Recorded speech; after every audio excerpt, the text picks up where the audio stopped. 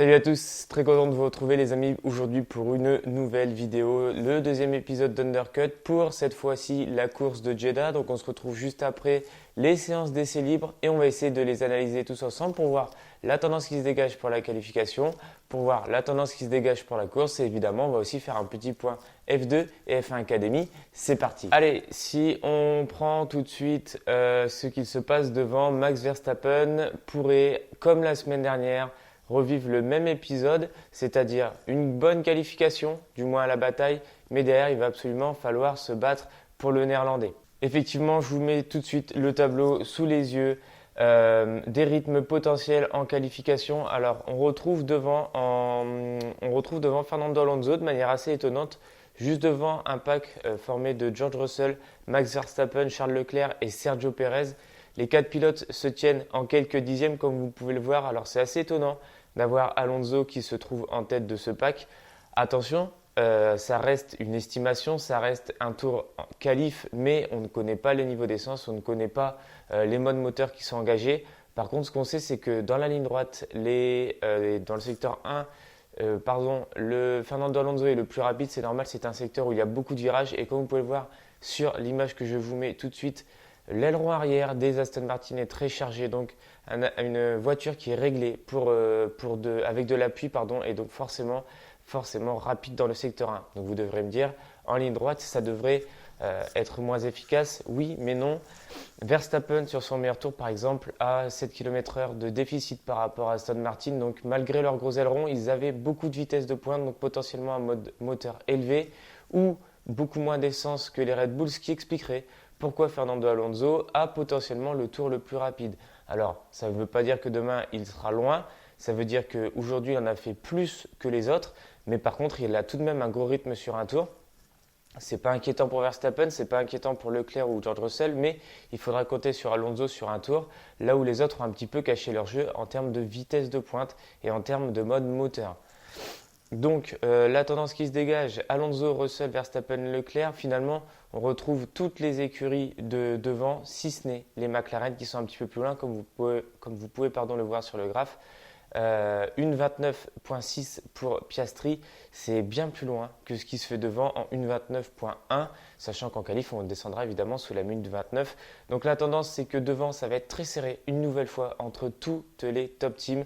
McLaren peut-être un poil derrière et Stroll n'est pas sur le graphique parce que Stroll est bien plus loin évidemment.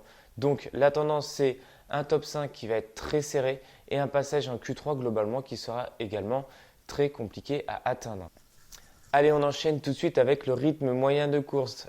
On a vu qu'une tendance se dégageait pour la qualif avec notamment les Aston Martin et surtout Fernando Alonso très bon sur un tour, mais qu'en est-il en course? Pareil, on va prendre tout de suite le schéma du rythme de course moyen. On va laisser dans l'ordre qu'il était. Alonso qui potentiellement aurait le meilleur temps. Et bien cette fois, le rythme de course n'est pas là du tout. On peut le voir sur le schéma. Une 34.9 en moyenne pour Aston Martin qui en plus de ça dégrade ses pneus. Donc globalement, Aston Martin devrait chuter. Si Alonso fait une bonne qualification, Aston Martin devrait chuter dans le classement et se retrouver derrière l'ensemble des top teams, puisque si on compare à Piastri et Norris qui lui était en soft, les Aston Martin sont plus lentes également que les McLaren. Donc même s'il y a une bonne qualif de la part d'Alonso, il va reculer au fil des tours. Alors ce qui nous intéresse nous, c'est devant. Et devant, si on reprend le graphique, Max Verstappen, lui tourne en moyenne en 1.34. On le voit en troisième, donc en bleu sur le schéma. C'est le plus rapide de tous, comme d'habitude. Juste derrière, on a George Russell et Charles Leclerc qui lui a tourné en gomme soft en 1.34.4, c'est-à-dire près de 4 dixièmes. Et ouais, ça fait loin de Max Verstappen sur un tour. Donc on a vraiment la possibilité de voir Max Verstappen s'envoler. Mais attention, quand on reprend les rythmes de course et qu'on regarde les vitesses maximales, Ferrari était bien moins rapide sur les lignes droites. Donc pareil, un mode moteur qui probablement est faible, donc moins de puissance pour les Ferrari en ligne droite. Donc potentiellement les Ferrari cachent leur jeu.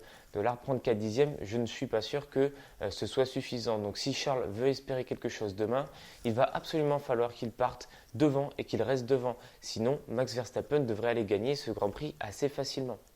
Par contre, comme vous pouvez le constater, pour la deuxième, la troisième place, ça va être très serré, que ce soit Sainz, que ce soit Hamilton, que ce soit Russell, que ce soit Perez. tout le monde peut aller chercher cette position. On sait que chez Mercedes, les deux voitures ne sont pas exactement sur le même setup. Ils sont encore un petit peu en train de chercher le setup le plus optimal pour eux. Donc globalement, on devrait avoir une course qui est très serrée en rythme de course. On sait que la Red Bull va vite, on sait que Max Verstappen est plus rapide que les autres, mais par contre derrière, ça sera très serré. En ce qui concerne les McLaren, elles sont ce week-end un ton en dessous, du moins c'est ce qu'ils ont montré sur la FP2. Donc pour moi, la hiérarchie est plutôt claire. Max Verstappen devant, Charles Leclerc probablement juste derrière, et ensuite Ferrari, Perez et peut-être Sainz, peut-être Hamilton, probablement George Russell et surtout pas Fernando Alonso à la lutte pour la troisième place. Donc ça va nous donner une belle bataille en course, je pense. On sait qu'il y a très peu de dégradation. Charles Leclerc, lui, ne perdait pas du tout de temps sur ses pneus soft, donc c'est très encourageant également. Donc voilà, j'ai hâte d'y être.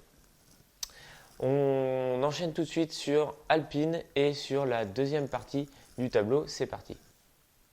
9e à la sortie des FP2, c'est rassurant pour Pierre Gasly et pour Alpine. Bruno Famin l'avait dit et les pilotes également. Jeddah sera un circuit bien plus adapté aux qualités de l'Alpine. Effectivement, à Bahreïn, il y a des virages lents, notamment par exemple au virage 1 où la voiture s'arrête quasiment pour prendre l'épingle. Beaucoup de relance et donc forcément besoin d'une voiture avec beaucoup de traction. Or, l'Alpine a un gros défaut sur la traction. Elle est lente en ligne droite et elle a peu de traction. Mais globalement, ça se passe plutôt bien en virage rapide et ça tombe bien puisqu'à Jeddah, il y a beaucoup de virages rapides. Je vous mets tout de suite les simulations de qualification. Si on reprend le schéma, eh bien, on voit que ça s'est plutôt bien passé pour Pierre Gasly. En termes de rythme de course, il est devant son coéquipier Esteban Ocon. Donc ça, c'est quand même quelque chose qui est positif pour lui. Mais au-delà de ça, on voit qu'il est plus rapide qu'Albon. Il est plus rapide que Tsunoda, plus rapide que Zhou, et plus rapide que Magnussen. Lance Stroll en 1.29.3 sur son rythme simulé est le plus rapide des autres. Pourquoi j'ai mis Stroll? Parce que Stroll, c'est l'accès aux points. Donc être proche de Stroll, c'est être proche des points et c'est la seule porte qui pourrait s'ouvrir devant dans les points.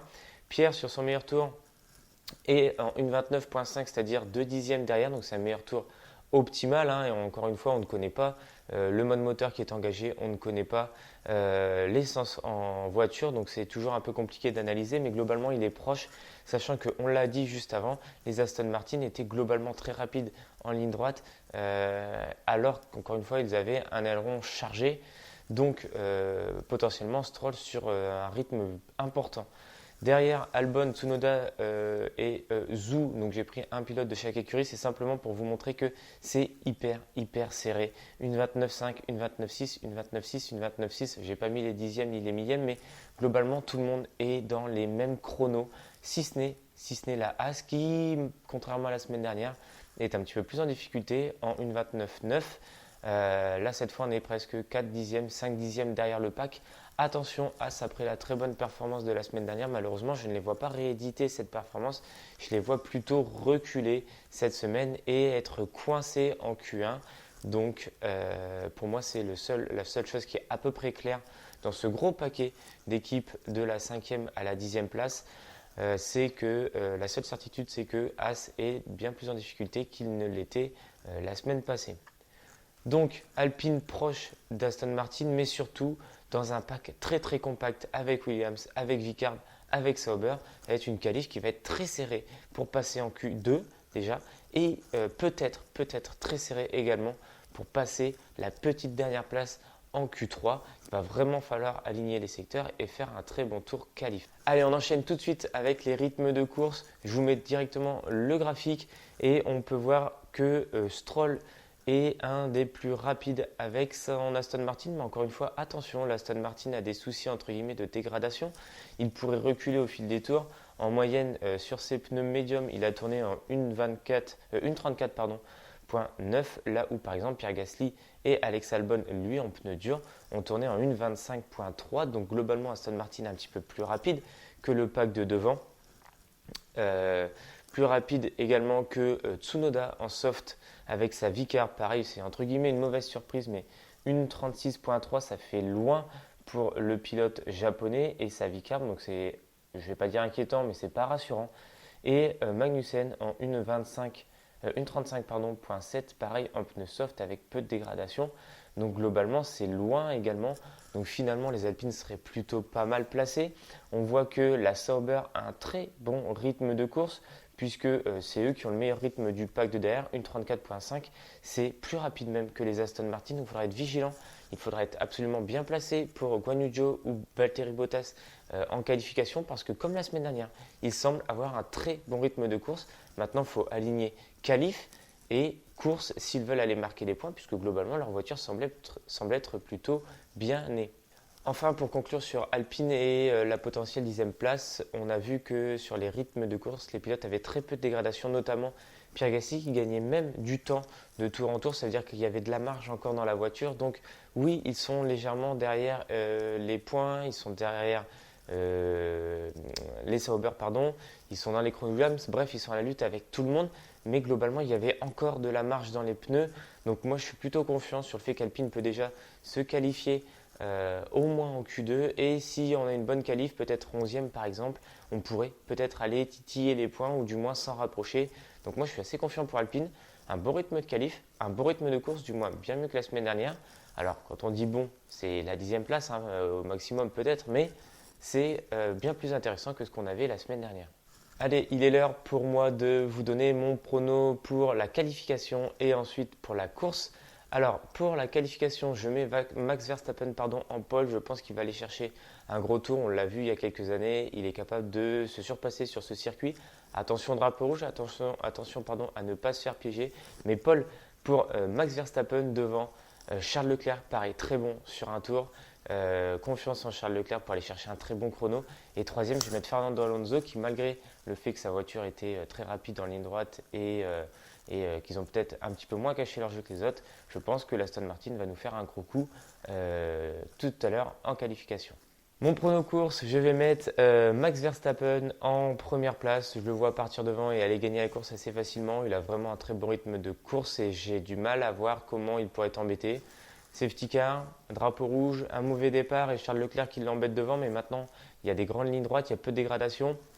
Même si on imagine une stratégie à 2 arrêts, sachant que la stratégie devrait s'effectuer à un arrêt au vu de la faible dégradation, je ne vois pas trop comment Max peut être embêté. Encore une fois, à part un drapeau rouge, à part une stratégie alternative qui n'avait pas été prévue par Red Bull, un mauvais timing, une safety car, je pense qu'il est bien plus rapide que tout le monde. Donc Max, Charles Leclerc deuxième et troisième, Checo Pérez.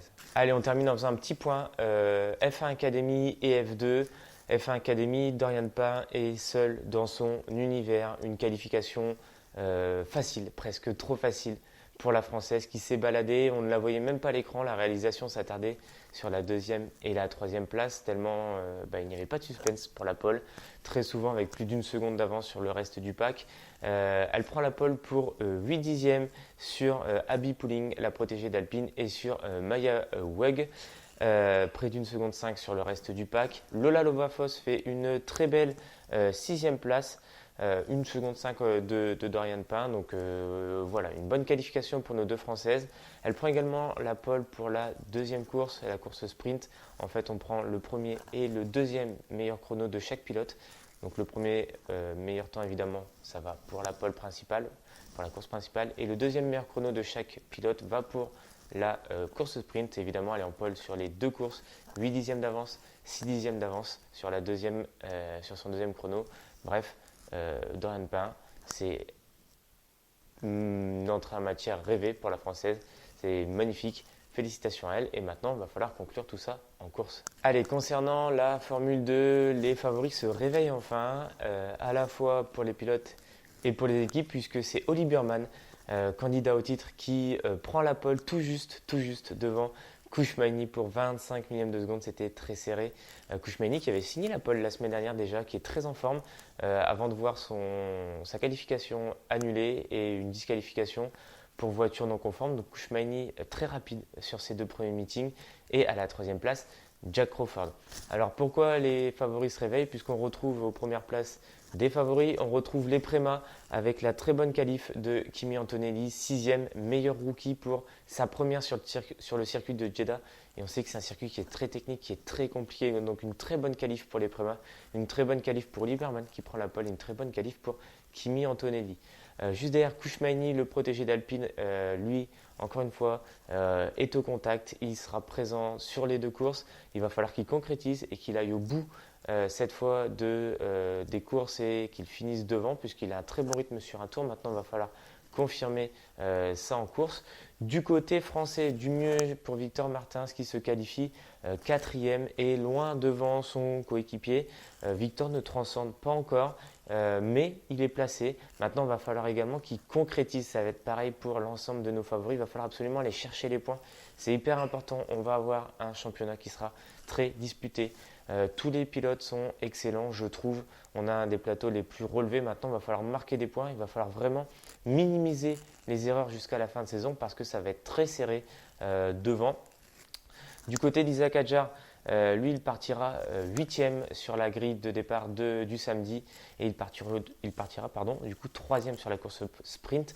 Pareil, il va falloir maximiser absolument les points ce week-end. 3e en course sprint, on va attendre de lui un minima, un podium, voire même une victoire. Pour la course longue, en partant d'un peu plus loin, est-ce qu'on n'aurait pas tendance à aller chercher une stratégie alternative pour le pilote français sur sa Campos? Il va absolument falloir marquer des gros points pour Isaac Hadjar. Ça va commencer dès aujourd'hui sur la course sprint. Donc voilà, j'en attends beaucoup de nos deux Français. Ils ne sont pas les mieux placés. Maintenant, c'est un circuit où on peut doubler facilement.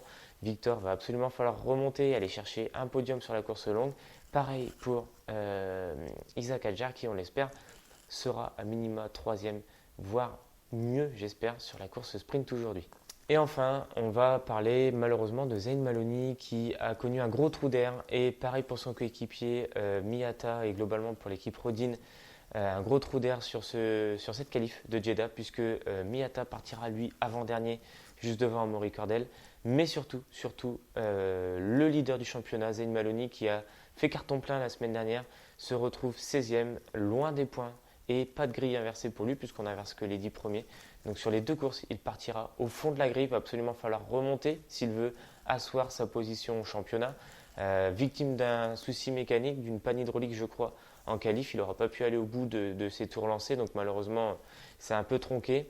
Mais il n'a jamais été vraiment dans le coup. Là où devant Kouchmaini prenait le meilleur tour devant Birman, puis Birman le reprenait, puis Paul Aron, puis Jack Crawford. Bref, on a une super qualif. Malheureusement, Zayn Maloney n'a jamais été à la lutte dans cette super qualif.